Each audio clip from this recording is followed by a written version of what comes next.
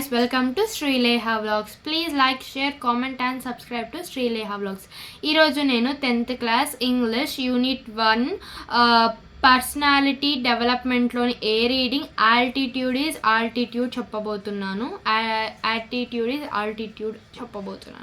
So let's చూద్దాం.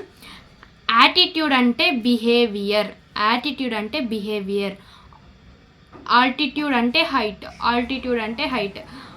Altitude is altitude అనే దాన్ని ఇప్పుడు నేను మీకు చెప్పబోతున్నాను. Imagining having no arms to stretch in the morning అంటే ఇమాజిన్ చేసుకోండి, పొద్దున్న లేసి అందరం ఇట్లా విరుస్తాం కదా, ఏమంటారు, విరుస్తాం కదా, ఏమంటారు, అదే బద్ధకం ఇట్లా అంటాం కదా. చేతులు లేకపోతే ఎట్లుంటుంది మీకు పొద్దున్న. అసలు ఈ లెసన్ మీకు బ్రీఫ్గా చెప్తాను. ఈ లెసన్ నిక్ వూయిచిచ్ గురించి ఉందన్నమాట. నిక్ వూయిచిచ్ ఎవరంటే ఆయన పుట్టడంతోనే ఆయన కాళ్ళు లేవు, చేతులు లేవు, కానీ ఆయన ఎంత ఫేమస్ పర్సనో మనకి తెలుసు కదా. Nick was mainly torso. ఆయన ఒక టార్సో అంటే a person born with no arms and legs అన్నమాట, ఆర్ నో లిమ్స్. ఓకే, ఆయన గల్ఫ్ ఆడగలుగుతాడు, ఫుట్బాల్ ఆడగలుగుతాడు, స్విమ్ చేయగలుగుతాడు, సర్వ్స్ కూడా చేయగలుగుతాడు. చేతులు లేవు, కాళ్ళు లేవు. ఆయన గురించే ఈ lesson. Nick has a small foot on his left hip which helps in balance and enables him to kick. Okay, ఆయన టైప్ కూడా చేయగలుగుతాడు. ఆయన ఒక పెన్సిల్ ఏదైనా థింగ్స్ కూడా ఆయన కాలు టో నుంచి పికప్ చేసుకోగలుగుతాడు. ఆయనకు ఒక చిన్న కాలు ఉంది కదా, ఆ కాలుని ఆయన లెఫ్ట్కు ఉన్న ఆయన చిన్న కాలు, ఆ కాలుని ఆయన ఏం పిలుస్తాడంటే చికెన్ డ్రమ్ స్టిక్ అని పిలుస్తాడంట. ఓకే, నిక్ ఎక్కడ పుట్టాడు?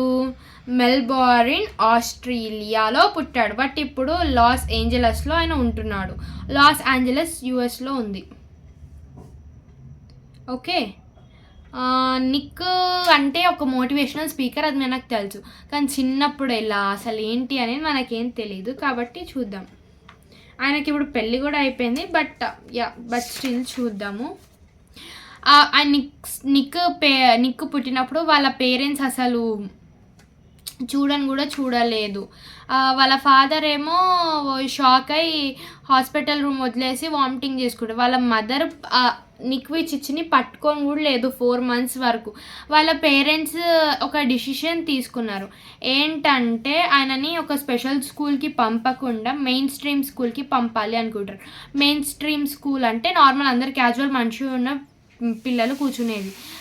స్పెషల్ స్కూల్ అంటే డిసేబిలిటీ పర్సన్స్ వాళ్ళ స్కూల్కి పంపొద్దు అనుకో, నార్మల్ ఆయన ఎట్లా ఉన్నా అట్లాగే పంపాలి అనుకున్నాడు. నిక్ వూయిచిచ్ కి వచ్చింది ఒక రేర్లీ అకరెన్స్ వచ్చింది, ఫోకోమీలియా వచ్చింది నిక్ వూయిచిచ్కి. నిక్ వాళ్ళ మమ్మీ ప్రెగ్నెన్సీ టైంలో ఎన్ని జాగ్రత్తలు ఏమి తీసుకున్నా మాకే ఎందుకు ఇట్లా జరిగింది అని అనుకునే వాళ్ళు అన్నమాట. వాళ్ళ పేరెంట్స్కి చాలా హార్డ్ అయింది ఆయనని ఇండిపెండెంట్ చేయడానికి. వాళ్ళ డాడీ వాటర్లో తోసేశారు నిక్ని, అంటే వాటర్లో పంపారు 18 months ఉన్నప్పుడే. టు లర్న్ స్విమ్మింగ్ నేర్చుకోవడానికి 18 months ఉన్నప్పుడే నిక్ని వాటర్లో తీసుకోవడం జరిగింది. వాళ్ళ ఫాదర్ ఒక కంప్యూటర్ ప్రోగ్రామర్ అండ్ అకౌంటెంట్. ఆయన వాళ్ళ కొడుకుకి how to type with he's toes at age of 6 నేర్పించారు. His mother invented a special device that meant he could hold a pen or pencil. వాళ్ళ మమ్మీ ఒక స్పెషల్ డివైస్ని ఇన్వెంట్ చేసింది, ఆయన ఒక pen కానీ పెన్సిల్ కానీ పట్టుకొని రాయడానికి. Despite of risk and being bullied, వాళ్ళ పేరెంట్స్ ఇన్సిస్ట్ చేశారు మెయిన్ స్కూల్కి వెళ్ళమని. సేమ్ ఇక్కడ కూడా చేశారు. Nick financial planning and real ఎస్టేట్లో డిగ్రీ పొందాడు. ఓకే, నిక్ చదువుకున్నాడు కూడా. అంటే స్కూల్కి వెళ్తే జర్నల్గా ఒక నార్మల్ స్కూల్లో ఒక డిసేబుల్డ్ పర్సన్ వెళ్ళి కూర్చుంటే అందరు తిడతారు కదా, ఆయన ఏదో ఒకటి అంటారు కదా, అదే ఇక్కడ బుల్లింగ్ రిస్క్ అని చెప్తున్నారు.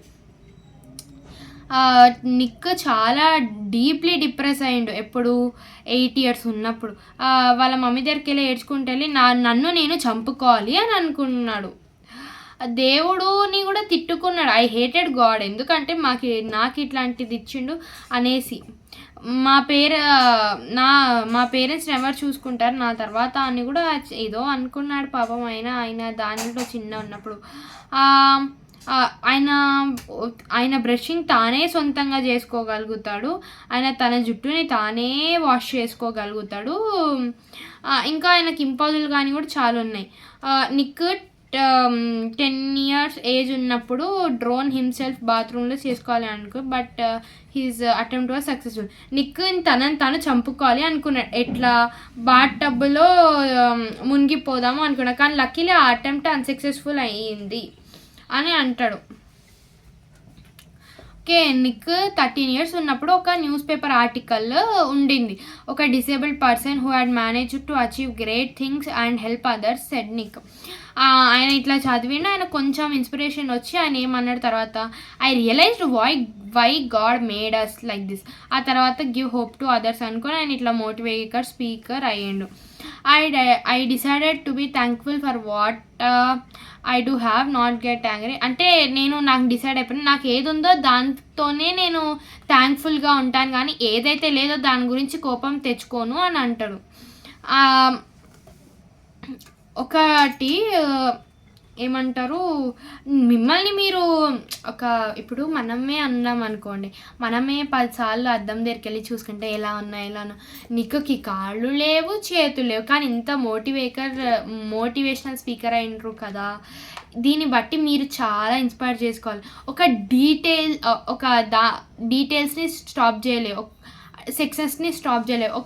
ఏదో వీక్నెస్ ఉంది అనేసి సక్సెస్ని అయితే స్టాప్ చేయలేదు కదా, అది ఇక్కడ ఉంది. ఈ వీడియో మీకు నచ్చినట్టయితే like, share, comment and subscribe to Sreleha vlogs. This is part 1. Part 2లో మీకు మళ్ళీ చెప్తాను. బాయ్.